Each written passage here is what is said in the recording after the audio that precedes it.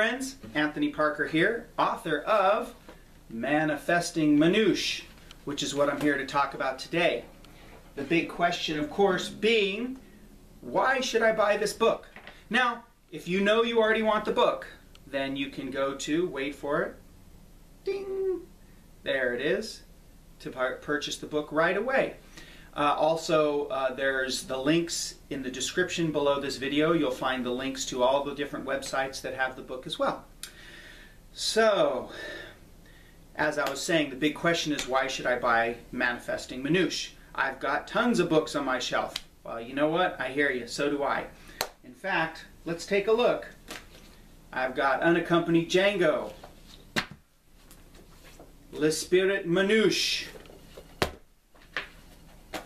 the Definitive Django Collection, full of incorrectness, I might add, the Gypsy Jazz Chord Book, the Green Book, Django Reinhardt in Italy, Robin Nolan's Essential Licks Volume 2, Intro to Gypsy Jazz Guitar by John Jorgensen, Intermediate Gypsy Jazz Guitar by John Jorgensen, Gypsy Fire, Django Reinhardt Gypsy Jazz. And I also had, but traded, the Daniel Javone book, Manouche. And also I have a friend of mine is borrowing Gypsy Rhythm. And I just moved recently, so I am unfortunately unable to locate 3 other books I have, including Stefan Rembel's Getting Gypsy Jazz, and How I Learned Volumes 1 and 2 by Gonzalo Bergara. So yes, I have that stack full of books like you do. And you know what?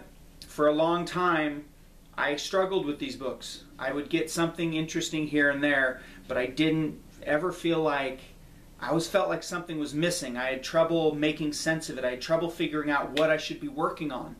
Now, fortunately for me, I had a breakthrough here and a breakthrough there, sometimes online, or found a tidbit in one book that opened up stuff for all of the other books.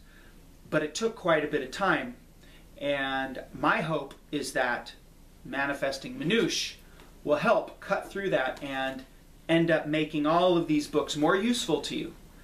So instead of replacing these other books, it'll actually help you use them. Now I'm going to talk just a little bit. I'm going to read a little excerpt from the introduction.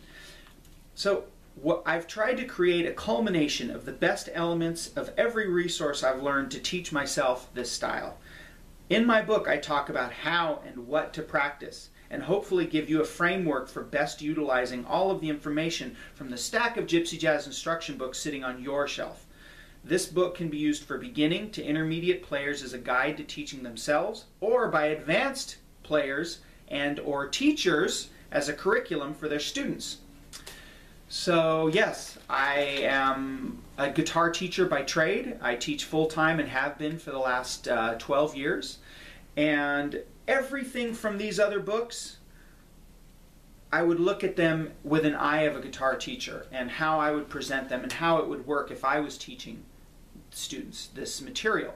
And when I wrote this book, it was from that perspective of, I'm going to present this in a way that makes more sense as a guitar teacher and for students.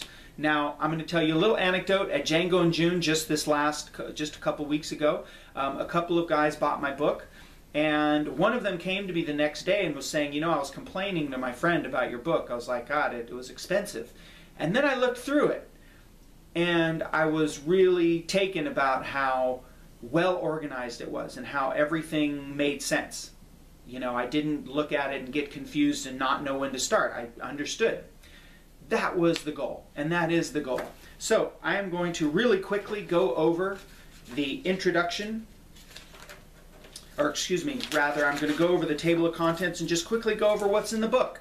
So as I said, there's the introduction, then there's a little thing on how to use this book and tips for teachers, which tells you some more information about how to use this book and the tips. I try and really hammer that home. Every chapter begins with a little talk about how to use the information in that chapter.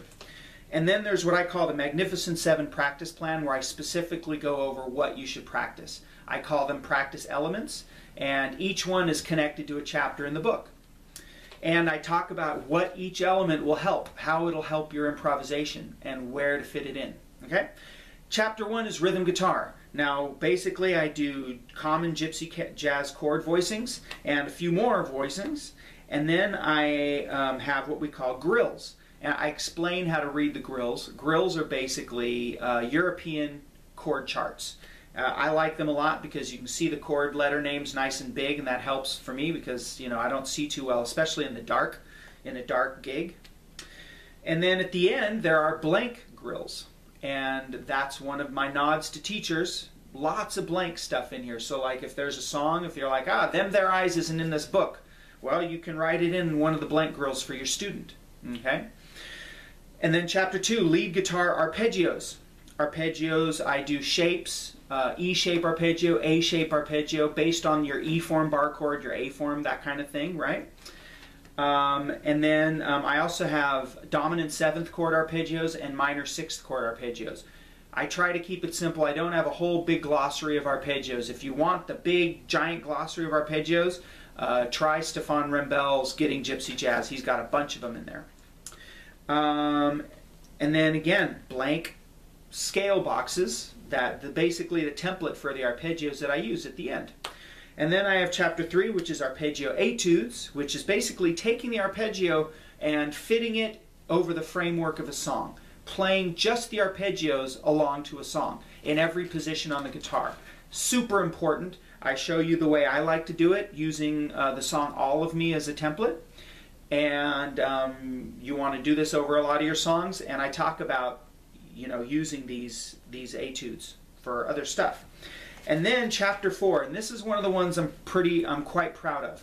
Chapter 4 is my licks and phrases chapter. Now, these are just gypsy jazz licks and phrases presented in a way that I thought was what I was looking for. In fact, I would say this chapter is why I wrote this book. My initial inspiration was I want a book that has phrases in it based over the arpeggio shape. So there's like a whole page that says E-shape arpeggio, not E chord, but E-shaped arpeggio, and all the phrases and licks are over that shape. So you know, so you can play them over the E shape, you can transpose them really easily because it's just a shape, it's not a chord, it's a shape. Which, you know, us guitar players, we love our shapes because that's how we learn. That's how many of us understand the guitar. And then we have, again, blanks at the end, so you can write your own phrases. They're blanks based on the template I use to write out these phrases. Then we have phrase etudes. Phrase etudes, basically, how I learned volume 1 and 2 are all phrase etudes. They're phrases connected from one to another, playing over a full song. I do 3 of those in here, and I talk about how to go from learning someone else's phrase etudes to making your own phrase etudes, and which is the way to really help yourself improvise better. Chapter 6, diminished scales. You know, if you don't know diminished scales, you better learn them. Everyone's doing them. They especially go well over dominant 7th chords. And again, I attach them to the chord shape, to the arpeggio shape. So it's a lot easier to get those diminished scales into your playing because you know exactly where they go. Then we have enclosure tones, which is some people call them appoggiaturas. Basically, it's the half step below, a whole step above, or sometimes a half step above. And you know, with Django, it's like da da da da da da da da da da da da da. Anytime you hear him doing something like that, which he does a lot, that's an enclosure. And I go over that and just I again fit them over arpeggio shapes. And I have ways. I give you different ways to practice them to get really good at them. And then we have the harmonic minor scale in chapter 8, which is great over minor songs like minor swing, douce ambiance. You know, Don't Mean a Thing if it ain't got that swing. All of those good songs. Now these are great over the dominant 7th going into a minor chord, into the minor 1. They fit really well. They go really nicely. And like I said, blanks at the end. At the end of every chapter there are blanks that use the template of the chapter itself. So that as a teacher you can write phrases out, you can write arpeggios out, and you can keep them in the chapter the specific chapter where they belong. So if your student knows, wait, where's that arpeggio that my teacher wrote out for me? Oh yeah, it was an arpeggio, so it's in chapter 2. Boom, there it is. Where's that cool lick that he wrote me? Well, licks phrases, it's got to be at the end of the licks chapter. Boom, there it is. So as I was saying, hopefully you can use this book, and the understanding you'll get from this book will help you with all the other books. So that is it. My book is available on my website. It's available at djangobooks.com. It's available at Caravan Guitar's website. It's available at Django Guitar's website. All those links are below, and it's $30 plus shipping. Shipping varies based on where you get it. And yeah, I hope you enjoy it. Please feel free to email me from the, there's information in the book that'll allow you to email me.